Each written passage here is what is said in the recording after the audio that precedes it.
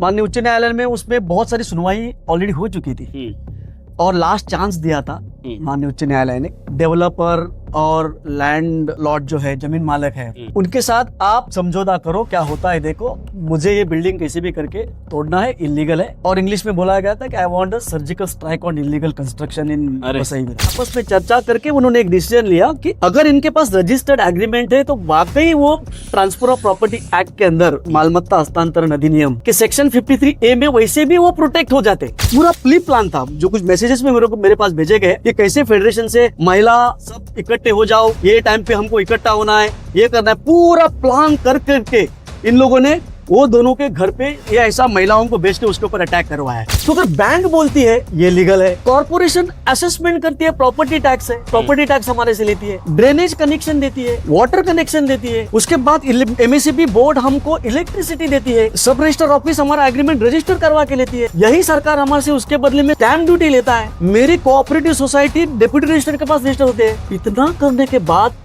Sir Where have I gone wrong? वो 3-4 महीने के बाद ही यहाँ से चले गई है। बाद में वापस 2 महीने के लिए मेरा बच्चा होने के बाद वो आई है। उस दरमियान भी मेरी फैमिली को बहुत ही मेंटल टॉर्चर किया है उसने। 1.5 महीने के बेटे को वो केवल अपने अहंकार की वजह से, मेरी माँ जो गांव में रहती है वो भी, अभी मेरा बेटा छोटा है, मुंबई में आए थे उसका संभाल करने के लिए। एक बेडरूम में उसको पूरा लॉक बंद करना शुरू कर दिया उन्होंने। नमस्कार, मैं सचिन दीक्षित एक बार फिर से आप सभी के सामने हाजिर हूं। एक ऐसा अधिवक्ता जिसने इस 40 इमारत का मुद्दा जब उठाया तो उसके बाद वो मुद्दा न्यायालय से लेकर सदन तक बड़े लेवल पर उठा। कई लोगों ने उस विषय पर चर्चा की। चर्चा करने के बाद अब वो मामला चर्चा में भी है।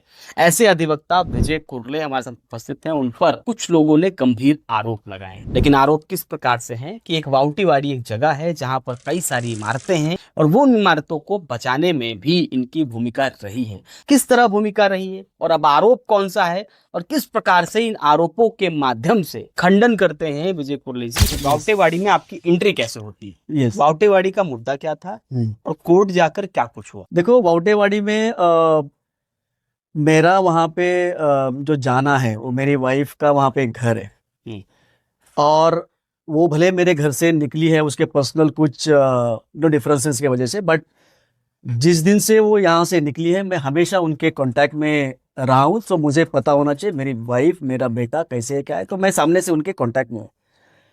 बहुत सारे एलिगेशन हमारे घर वालों के वो कर करके चली गई है, बट और हम यार आज भी वेट कर रहे हैं कि वो आ जाए। खैर, वो पारिवारिक मामला। तो वो वाइफ ने मुझे उनके पास जब नोटिस आई तो मुझे बताया कि ऐसा ऐसा हमारे पूरे यहाँ के बस्ती का ये इशू है और अगर आप कुछ कर सकते हो तो जरा देख लेना।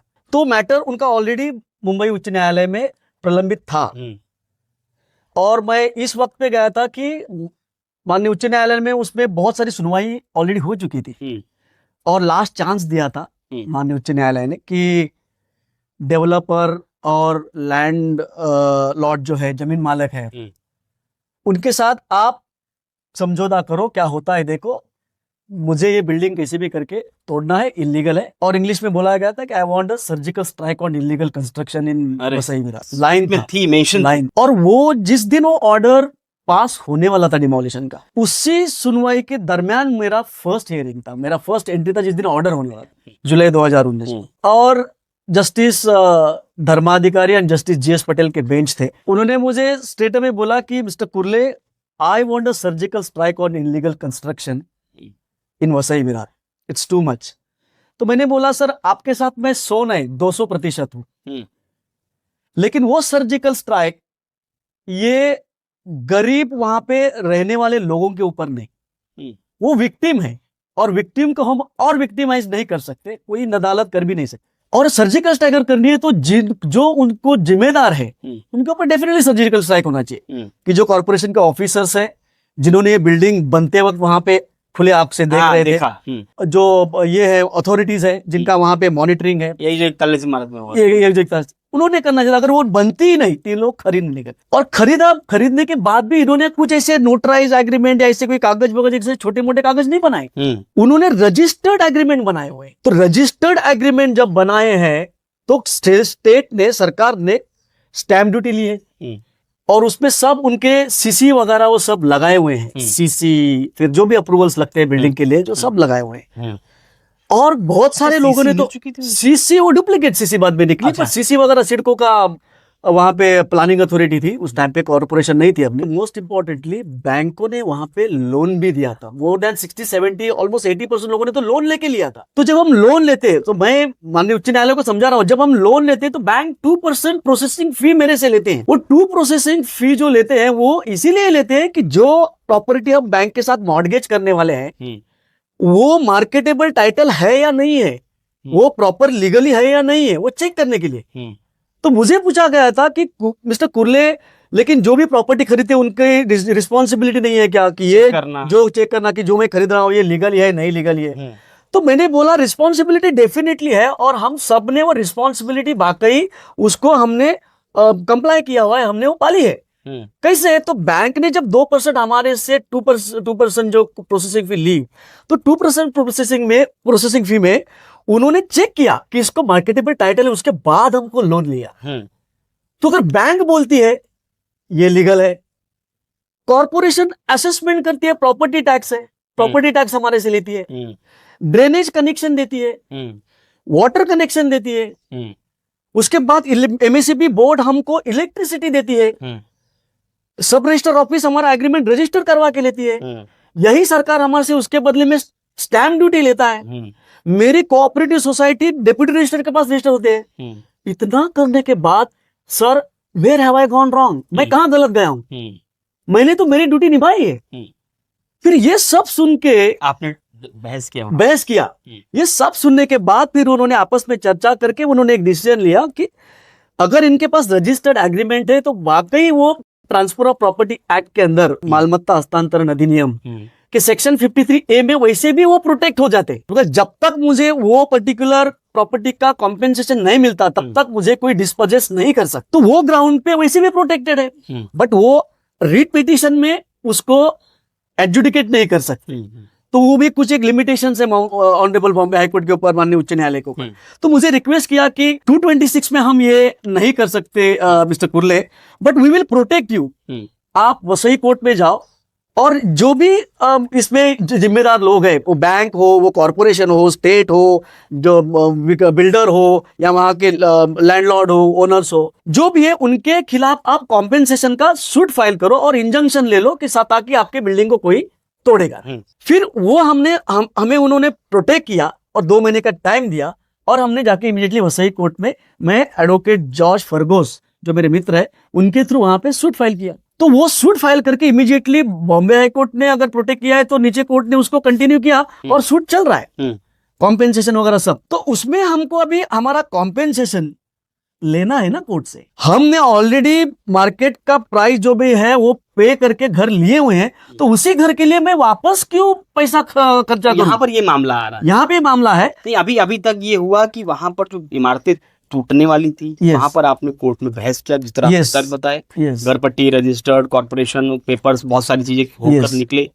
अब वहां पर घर बचने के बाद अब आता है उनको पुनः घर कैसे मिले, जायज घर कैसे मिले, ताकि कभी ना टूटे, उसकी लड़ाई अब ये आपने वसई कोर्ट पे चालू है। वो उधर मैं नहीं हूँ, बट मेरे जो मित्र है जॉर्ज फर्ग, बिकॉज मैं बॉम्बे हाई कोर्ट में ज्यादा होता हूँ तो मैं यहाँ पे नहीं आ पाऊंगा, तो उनको मैंने रिकमेंड किया कि आप एडवोकेट जॉर्ज फर्गोस के थ्रू ये सब करवा लो, तो वो आप देख रहे हैं। तो उनसे मेरी बातचीत भी हुई। तो दरमियान क्या हुआ कि कुछ एक 15-20 लोग मेरे बोरीवली के ऑफिस में आए, तो सडनली वो लोग आए और मुझे ऐसा मैं तो वहाँ पे कुछ एक फेडरेशन ने प्रपोजल रखा हुआ है, सब मेरी वाइफ अगर मेरा जाना हो गया तो अदरवाइज मैं 340 फुट का हम, तो सडनली वो लोग आए और मुझे बोलने लगे आपको कुछ 11,50,000 या पे कुछ एक फेडरेशन ने प्रपोजल 12 लाख के करीब कुछ ऐसे रहवासियों के सामने कि 340 फुट का हम घर देंगे और आपको कुछ 11,50,000 या 12 लाख के करीब कुछ ऐसे उनको पेमेंट करना है। तो मैं कैलकुलेट किया कि अगर 12 लाख के करीब पैसा देना है, शायद मेरे पास 12,50,000, हाँ, मुझे वो उन्होंने ब्रोशर भी लाके दिया था, इसमें कुछ मेंशन किया हुआ है। तो ये तो कंस्ट्रक्शन कॉस्ट से भी बहुत ज्यादा हो गया। और सबसे पहला तो मुझे माननीय उच्च न्यायालय ने प्रोटेक्ट किया हुआ है सो दैट कि मैं मेरा कॉम्पेंसेशन जो रिस्पॉन्सिबल लोग हैं उनसे लेके मैं मेरा घर उन्हीं के पैसे से बांध के वापस लूं अगर मानना है। और जब तक वो नहीं होता तब तक मेरा घर तो वैसे भी कोई तोड़ेगा नहीं। अब इसी 12,55,000 का, हाँ राइट, वो मेरे पास, हाँ राइट, ये ब्रोशर मुझे जो लाके दिया था तो इस पे पता चला। तो मैंने बोला कि थोड़ा इसमें हमें देखना पड़ेगा, हो सकता है इनका कुछ कैलकुलेशन हो, क्या है मुझे पता नहीं, और उनके साथ बैठ के बाबा ये इतना थोड़ा सा ज्यादा हो रहा है और हमारे ऑलरेडी सूट वगैरह पेंडिंग है, तो वहां पे परस्यू करके हमको बिना कोई और एक्स्ट्रा पैसा खर्चा करने के अलावा ऐसे ही मिले तो कोशिश करें। वो वीडियो जो आपने जारी किया था उसके बाद ही शायद वहां पर नहीं, वो ये पहले की बात है। जो 15-20 लोग मेरे बोरीवली के ऑफिस में आए, वो आने के बाद फिर बार बार उन लोगों ने उनसे ऐसा ऐसा डिस्कस करने की कोशिश की कि हम एडवोकेट कुल्ले के पास जाके आए हैं और ऐसा ऐसा है। और मैंने भी वो दिनेश जो वहां पे हैं और राम, उनको मैंने भी फोन किया कि ऐसे ऐसे लोग तुम्हारे बावटीवाड़ी के रहवासी लोग वहां पे ऑक्यूपेंट्स मेरे पास आए हैं, उनके ऐसी ऐसी बात है। तो बोला हमारा ऑलरेडी अगर सूट वगैरह पेंडिंग है कॉम्पेंसेशन का, कोर्ट ने हमको प्रोटेक्ट किया हुआ है, तो ये सब 12,50,000 का मुझे भी कुछ ऐसा समझ में नहीं आया और इतना खर्चा करने की क्या नहीं, मैंने उनको बोला क्या आवश्यक है। तो उन्होंने उस टाइम पे मेरे को सीधा बोला था, मेरे को थोड़ा सा डाउट आया कि डायरेक्टली मैंने इस मैटर में आप मत पढ़ो। फर्स्ट डेट में उन्होंने ऐसा मुझे रिएक्ट किया, आप इसमें मत पढ़ो। मतलब मत पढ़ने का नहीं, बट मैंने काम किया है, वहां पे लोग गरीब लोग हैं, मेरे पास अगर बहुत आशा से आए हुए हैं, तो मेरे को लगता है कि उनको और सही बातें सही बनना चाहिए और मालूम होना चाहिए कि क्या चल रहा है क्या नहीं चल रहा है, फेडरेशन कर सकती है नहीं कर सकती है, क्या तरीका है, और करना भी है तो इतना पैसा हमको सच्ची में कंट्रीब्यूट करना जरूरी है नहीं है, वो सब है ना। नहीं आप इसमें मत पढ़ो, तो ठीक है कोई बात नहीं। उसके बाद भी फिर जो मेरे पास लोग आ गए उसमें से कुछ और लोग बार बार मेरे पास आते रहे, और वहां के वो रहवासी है, वो इनको लेबल करते हैं वो एजेंट है, ये है, अगर है नहीं है वो बात अलग, बट रहवासी तो है, पैसा उनको भी तो देना है, उनका भी तो घर उसी बिल्डिंग में है, तो डेफिनेटली वो तो अपना हाथ पैर चलाएंगे ना, कि कहाँ से बाबा मैं और एक्स्ट्रा पैसा तो उनके पास है नहीं देने के लिए, तो एक करो। तो वही सबसे मेरे पास आए, तो आने के बाद फिर उनका बहुत ही आगे चल रहा था, बहुत फास्ट, और उन्होंने एक बात मुझे बोली कि हम ये सब अगर इश्यूज जब रेज करते हैं फेडरेशन में, तो हमको वहां पे बोला नहीं दिया जाता है। अच्छा, वहां दबाया जाता है और महिलाओं को आगे करके हमारा आवाज वहां पे सप्रेस किया जाता है। आगे करना मतलब महिलाओं को भड़काना। अच्छा, ऐसा करना और उनको कुछ ऐसा हाथापाई के लिए करना, ये जो भी मारपिटाई का मामला आया सामने, वीडियो सामने जो आया, वो इसके पहले की बात बोल रहा हूँ। अभी तो आई, बट पहले मैंने लोगों को बोला ऐसा होता है, तो बहुत डरे हुए थे, वो बहुत दहशत में थे। और ये लोग बाकी लोगों को क्या कर रहे थे, जल्दी जल्दी पहले से निकालो नहीं तो घर टूट जाएगा, जल्दी डरा रहे हैं, और वो डर में सब उनके साथ लोग हैं। ऐसा एक पूरा पिक्चर मेरे को दिख रहा है। अच्छा, कहीं ना कहीं आप जो बता रहे हैं उसमें समझ में ऐसा आ रहा है कि पहले डराना, हाँ, फिर पैसे, अगर डराने पर भी पैसे ना आ रहा है तो जो बाधा बन रहा है उस डर में, कि अगर हम डरा रहे हैं और डर नहीं रहे हैं, राइट, तो जो बाधा बन रहा है उस पर अटैक करें। एग्जैक्टली ऐसा। तो अभी धीरे धीरे लास्ट टाइम मेरे को जब ऐसा ने बोला कि ऐसा ऐसा सब होता है, तो मैंने बोला कि ऐसा ऐसा अगर आपको लगता है कि ऐसा ऐसा कुछ हो रहा है और आपको ये लोग कल जाके कुछ ऐसे गलत आपके साथ व्यवहार करने की संभावना है, तो आप एक पुलिस के पास रिपोर्ट करके रखो। तो उन्होंने एक पुलिस में 8-10 दिन पहले ही ऐसा रिपोर्ट करके भी रखा है कि ये कभी भी हम हमारे हक के लिए लड़ने की कोशिश कर रहे हैं, कुछ हमारे जो इश्यूज हैं वो मानने की कोशिश कर रहे हैं, वो तो मानने दे ही नहीं रहे, वहां पे रखने दे ही नहीं रहे, ऊपर से हमको वो धमका रहे हैं। और कल जाके अभी नेक्स्ट बारी इसकी जो लोग आवाज कर रहे हैं उसमें नाम है, ऐसे वाकई मैसेजेस फैला रहे हैं। अच्छा, next target is so and so, जो लोग उनको अपने क्वेश्चंस कर रहे हैं।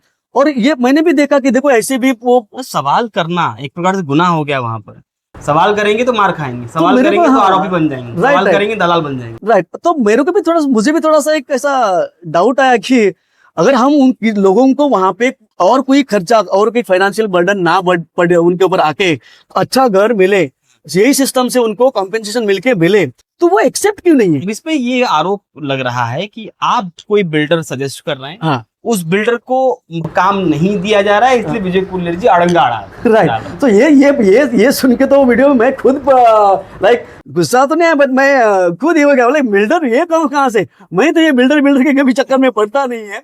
वो बेचारे जो लोग वहां पे यहाँ कर रहे हैं, उन्होंने कहीं से कनेक्शन करके कोई गया रहेगा पता नहीं, बट ये बिल्डर मैंने तो कुछ ये कैसा देने का, जाओ ये बिल्डर आएगा वो बिल्डर आएगा, कुछ नहीं। वो बोल रहे हैं कि हमारे पास क्या, वो तो जाके दिखा होगा अगर कोई है तो, और वो भी तो बोल रहे हैं, ऐसा नहीं, वो भी बोल रहे हैं कि तुम्हारा कोई हो बिल्डर तो यहाँ पे लेके आओ, ये करो। तो शायद कुछ 2-3 दिन पहले या कल ही या परसों उनका जो भी कहीं से बात हो गई रही थी, इसको वहां पे लेके गए थे, और बाद में उनको पता चला कि ऐसा ऐसा कोई बिल्डर आया, तो वहां पे उनको भी शायद इन लोगों ने पीछा करके उसको बहुत धमकाया। पहले वो बोल रहे हैं कि अगर कोई आपके बिल्डर है तो उसको लेके आइए, यस, और ये धूड़ धाड़ के मान लिया लेके भी आते हैं, हाँ, तो उसको धमकाया, तो उसको उन्होंने वहां पे पकड़ के धमकाया। ये सब करना बातें क्या चाहते हैं। हाँ, तो अभी इससे ये पता चल रहा है कि इन्होंने कुछ एक ऐसा इन सबको ऐसे पैसे से ये करके लोगों का पैसा ऐसा लेके उनको कहीं गुमराह करने की बहुत बड़ी कोशिश हो रही है। सब पूरा इससे से समझ में आता है। पुनर्वसन तो होगा अगर पैसे वो लेंगे, 12.5 लाख ज्यादा हो गया, लेकिन अगर पैसे लेंगे तो नतीजा तो निकलेगा।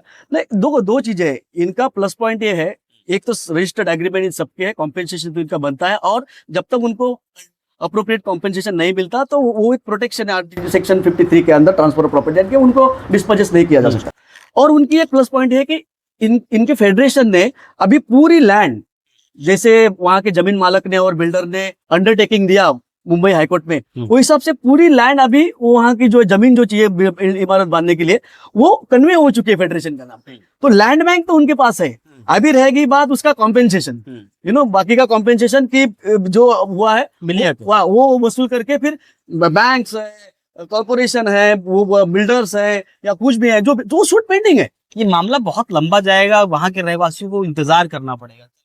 हाँ, तो कोई बात से देखो, दो चीजें उसमें, जिनको लगता है कि अभी चलो जिनके पास पैसा है अब उसको तो रुकेगा नहीं, बस मेरे पास है तो मैं क्यों रुकूं, उसके पास एक्साइटमेंट हो सकती है, तो फेडरेशन का जो प्रपोजल है वो एक्सेप्ट कर सकते हैं। अभी जिनके पास 50 हजार भी नहीं खड़ा कर सकते, वो कहां से 8, 9, 10 लाख रुपए ला के देंगे।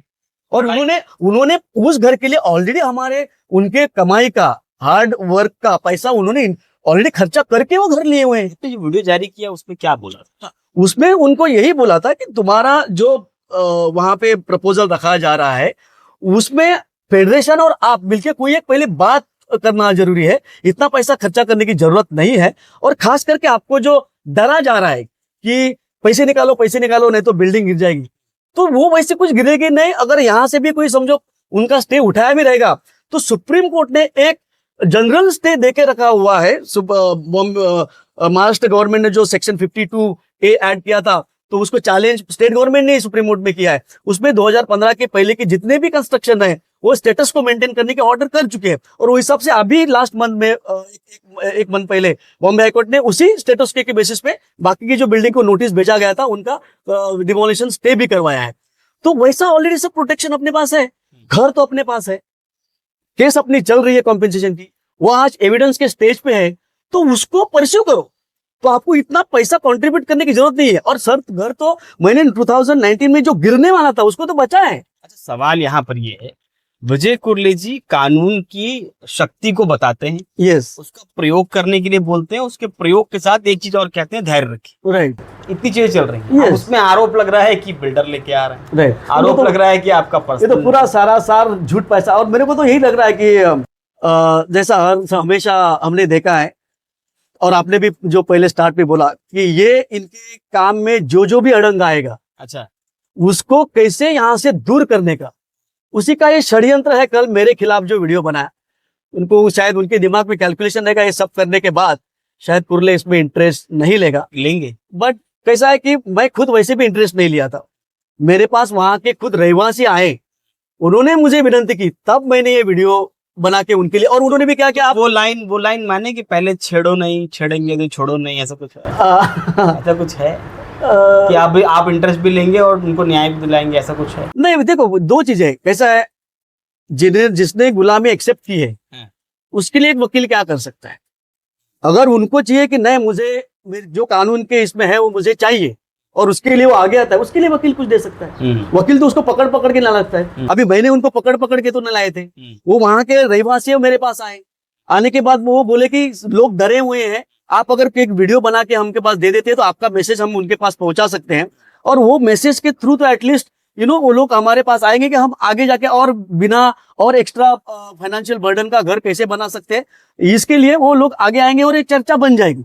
ये कैलकुलेशन से वो एक वीडियो बना के हमने कल उनको दिया था, ताकि सब लोग यहाँ पे आने से अच्छा कि वीडियो ही उनके पास पहुंचो। जिनको आना है वो आए, जिनको लगता है कि नहीं हम फेडरेशन के साथ ही जाना है तो फेडरेशन के साथ, इतना सादा सब्जेक्ट। यहाँ पर 41 इमारत के लोग जो है बड़ी आशावादी तरीके से आपको देखते हैं, बड़े विश्वास के साथ। विजय कुर्ले जी अधिवक्ता के रूप में हाई कोर्ट में हमारे लड़ रहे हैं, यस, उन्हें क्या कहें? कई बार गुमराह करने की बातें बहुत आती तो मैं वही भी एक सरप्राइज था। अगर तुम्हारा विषय बावटेवाड़ी का है तो फिर ये डायलॉग वो जो पत्रकार है उसने खुद अपने मन से 41 वाले बिल्डिंग 41 बिल्डिंग वाले रहवासी आप भी देखो, वकील की करामत देखो, ये मीन्स लाइक वो क्या रिलेशन क्या है। उधर तो हमारा काम ऑलरेडी चल रहा है, हमने वो लोग ऑलरेडी त्रस्त हो चुके थे, कोई कोर्ट से उनको दिलासा नहीं मिला था, तो दोनों चीजें हमने सक्सेसफुली वहां पे किए। उनका कोर्ट के ऊपर का भरोसा भी बरकरार रखा है और यही संविधान से उसको घर मिल सकता है, उसकी एक आशा भी उनको हमने जागृत की और इसमें गुनाह क्या है और हाँ उसमें आरोप भी झेल रहे हैं। उसमें एक है।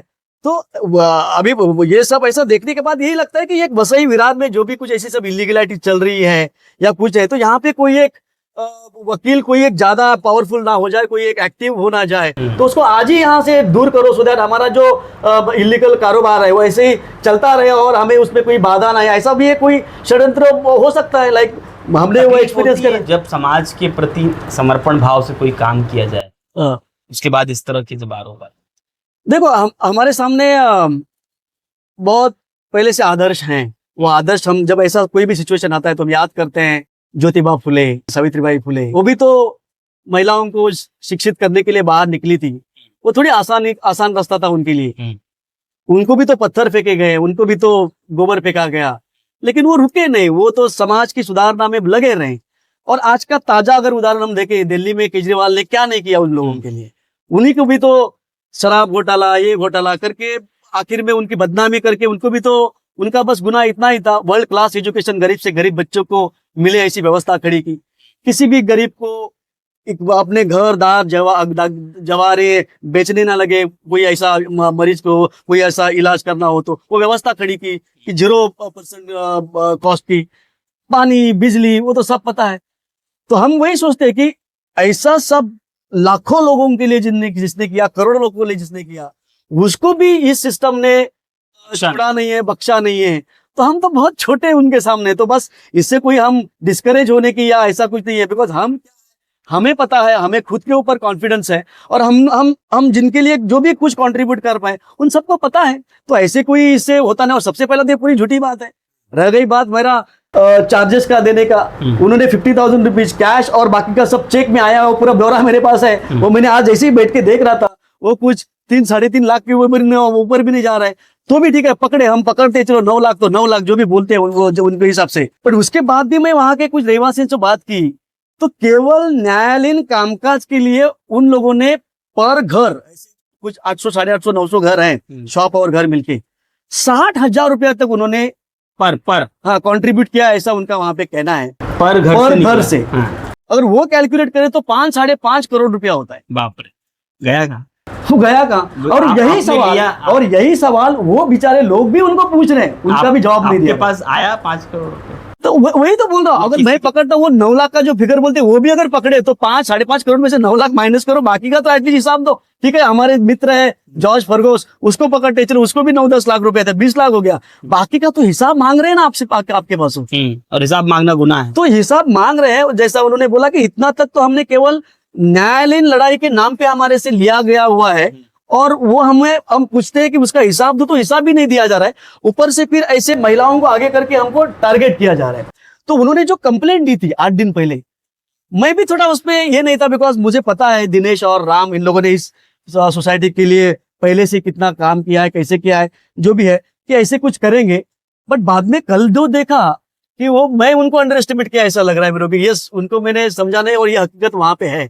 तो ये जो उनको पूरा प्री प्लान था, जो कुछ मैसेजेस में मेरे पास भेजे गए, ये कैसे फेडरेशन से महिला सब इकट्ठे हो जाओ, ये टाइम पे हमको इकट्ठा होना है, ये करना है, पूरा प्लान कर करके इन लोगों ने वो दोनों के घर पे ये ऐसा महिलाओं को भेज के उसके ऊपर अटैक करवाया है। और उसमें दिखता है, उसमें दिख रहा है कि महिलाओं ने उनके घर पे जाके अटैक किया है और उनसे छुटकारा पाके वहां से भाग रहा है और महिला उसके पीछे भाग रहे। उसके बावजूद भी वो स्टेटमेंट में, वो वीडियो में कुछ एक महिला में ऐसे बोलते हुए देखा कि उनके पीछे हम पड़ रहे थे, उनको पकड़ने के लिए पीछे भाग रहे थे, लेकिन वो हमारे ऊपर चल के आ रहा था। अब ये दोनों चीजें कैसे हो सकती है? मतलब पीछे भागना और वो चल के सामने आ रहा है, वो हमारे ऊपर अटैक कर रहा है। लाइक ये कुछ सब कॉन्ट्राडिक्शन दिखता है। रह गई बात मेरा पर्सनल मैटर है अभी, वो तो हर जगह पे होता है, जब कुछ नहीं मिलता तो चलो इनके साथ पारिवारिक इसमें घुसो, वो तो हर जगह पे हम देख रहे हैं। तो वही एक पार्ट है। बट एनीवे, अगर वो मेरे पास आज भी आते हैं, मेरा तो खुद जाना वहां पे परिवार के प्रति आप कह रहे हैं, हाँ पत्नी के हाँ, क्या कहेंगे उनको, मतलब तो साफ तौर पे वो कई सारी बातें। देखो अभी वो खुद पब्लिक डोमेन में गए हैं, तो मुझे कोई ये नहीं है, उसको बहुत ही चांस दिया है हमने। मैं खुद वो 3-4 महीने के बाद ही यहाँ से चले गई है, बाद में वापस 2 महीने के लिए मेरा बच्चा होने के बाद वो आई है। उस दरमियान भी मेरी फैमिली को बहुत ही मेंटल टॉर्चर किया है उसने, बल्कि मेरे बेटे को भी उसने छोड़ा नहीं है।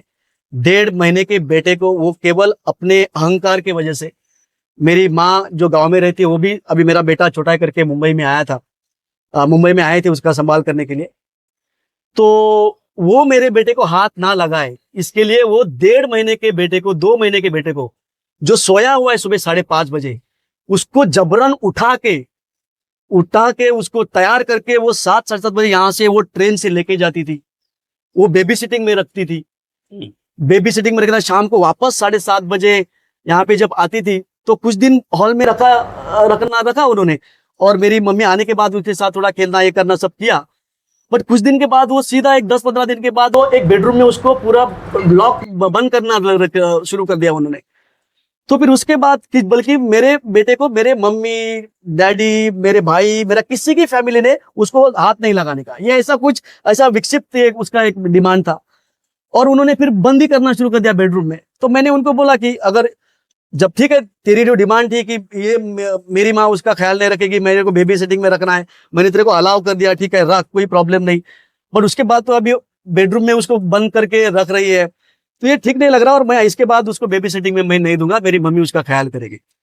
तो बोल रही नहीं, तो फिर मैं यहाँ पे नहीं रहूंगा, फिर तेरा जो डिसीजन है। फिर वहां से जो चली गई है अपनी मायके, फिर वहां से वो यहाँ पे वापस नहीं है, फिर उधर जाने चाहते हैं कि परिवार वापस आ जाए। तो मैं तो हमेशा कुछ, और बहुत इंटरेस्टिंग है ये, वो गई है और उसके बाद उसके भाई की वो पहले उसके मायके चली गई, उसके मदर के पास चली गई। उधर जाने के बाद उसके भाई की शादी होगी, भाई की शादी होने के बाद तो वापस एक अभी घर पे नया मेहमान आया है, तो कुछ वहां पे हो गया रहेगा, तो फिर उसको ये विरार का घर लेना पड़ा। वो उसने ही लिया है, हमने कुछ उसमें कंट्रीब्यूट नहीं किया, खुद ने ही लिया हुआ है। तो वो घर लिया, घर लेने के बाद फिर वहां पे रहने लगी। फिर उसको बहुत कहीं से मुझे सोच लगा कि वो कहाँ पे रहती है, क्या है, क्या एड्रेस है करके, फिर फाइंड आउट करके मैं वहां पे गया, सो दैट मेरा टच रहे, उसको एक कंफर्ट में रखे हम उसको, वो जो भी कर रही है। बट हम सब ने उनको बहुत सपोर्ट किया, मेरी फैमिली भी बहुत सपोर्ट किया है। बल्कि ये जो घर आप बैठे हैं, ये 1000 फुट का घर है, ये हम मेरी शादी के पहले ही लिया हुआ है, मैं और मेरे भाई के नाम पे मैं लिया उस टाइम पे, बिकॉज हमारे भाई वो में एक बॉन्डिंग है, तो एक वो हिसाब से हमने लिया है। और उसका नाम यहाँ पे होने के बावजूद भी मैं और वो यहाँ पे अकेला रहे करके, ये उसका घर यहाँ पे होने के बाद भी वो उसके लिए बाहर वो भाड़ा से रह रहा था मेरा भाई, कि उसको कोई तकलीफ ना है, तुम ही इस घर में रहे।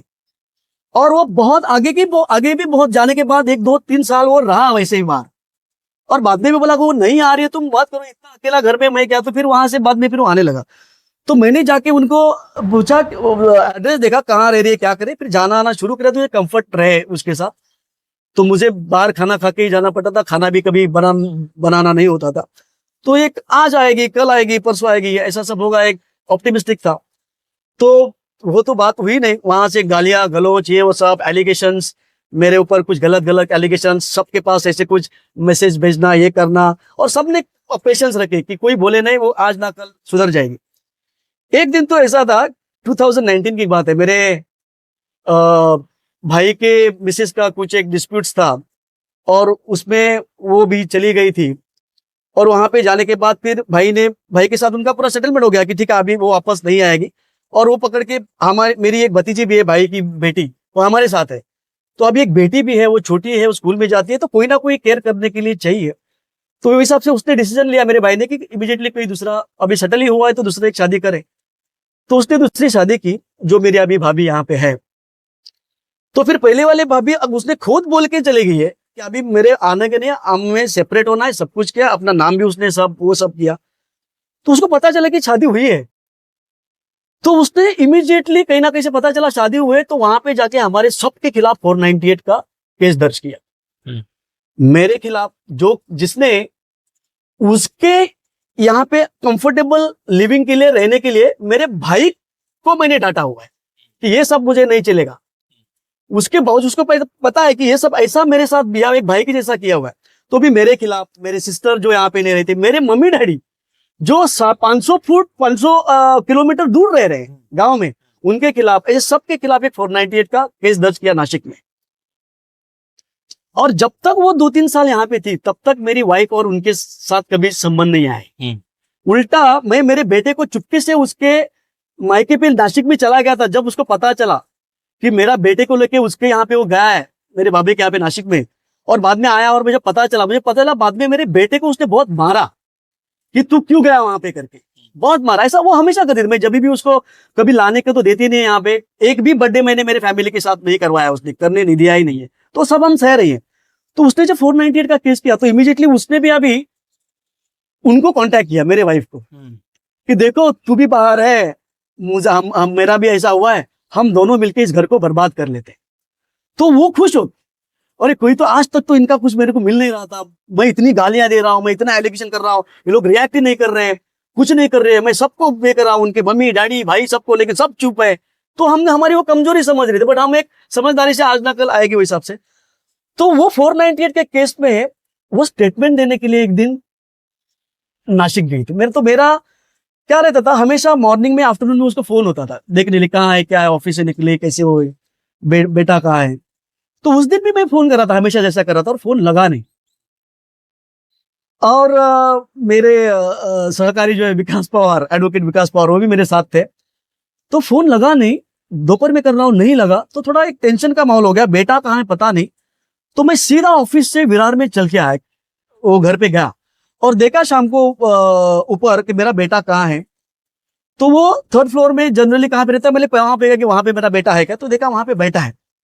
तो वहां से भी मैं फोन लगा रहा हूँ, फोन नहीं लग रहा है मेरे वाइफ को। और बाद में सडनली फोन लगा, तो लगने के बाद बोला मैं मॉर्निंग से फोन कर रहा हूँ, कहाँ पे आप, अभी तक यहाँ पे आई नहीं और फोन भी नहीं उठाया। तो मुझे बोला है कि नहीं मैं आज काम में बहुत बिजी थी, ऐसा था वैसा था, इसलिए मैं किसी का फोन नहीं उठाया। और वहां से घर विरार आ गए, और विरार में थोड़ा सा टाइम भी उसको आने के लिए, तो बोला अभी कुछ खाना पीना मत बनाओ, अपन एक विरार में एक आरके होटल है अपना, वो चंदन सर के आगे।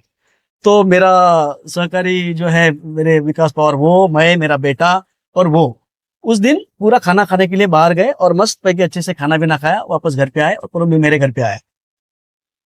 और उसी दिन बाद में पता चला जब चार्जशीट आई, तब मेरी वाइफ हमारे खिलाफ उधर जाके स्टेटमेंट देके आई पुलिस में। स्टेटमेंट देके, तो उसी दिन रात को, सो देखो क्या मेंटेलिटी है।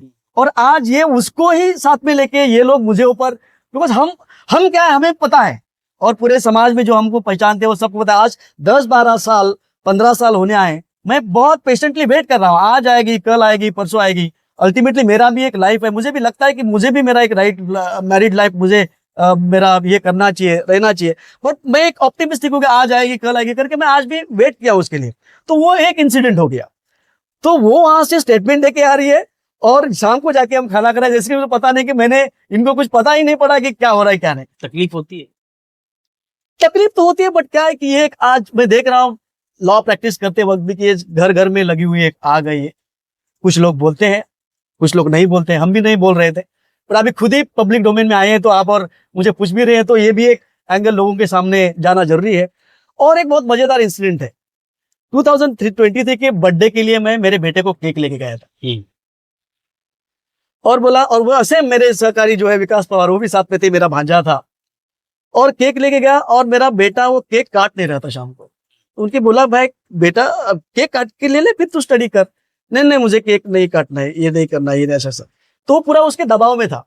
तो अभी मैंने भी सोचा कि बेटे को और इतना प्रेशर करना ठीक नहीं है, उसको थोड़ा एक मेंटली दबाव लाना ठीक नहीं है। तो ठीक है, कोई बच्चा, कोई उसको एक आशीर्वाद देके मैं वहां से निकला, और जो केक था वो मैं ऐसा बाहर गरीबों को बांटा। और दूसरे दिन स्टेटस पे एक मैसेज रखा मेरे वाइफ ने कि मेरे लाइफ की सबसे बड़ी गिफ्ट मेरे बेटे ने दी कि उसके पिता का उसने अपमान किया।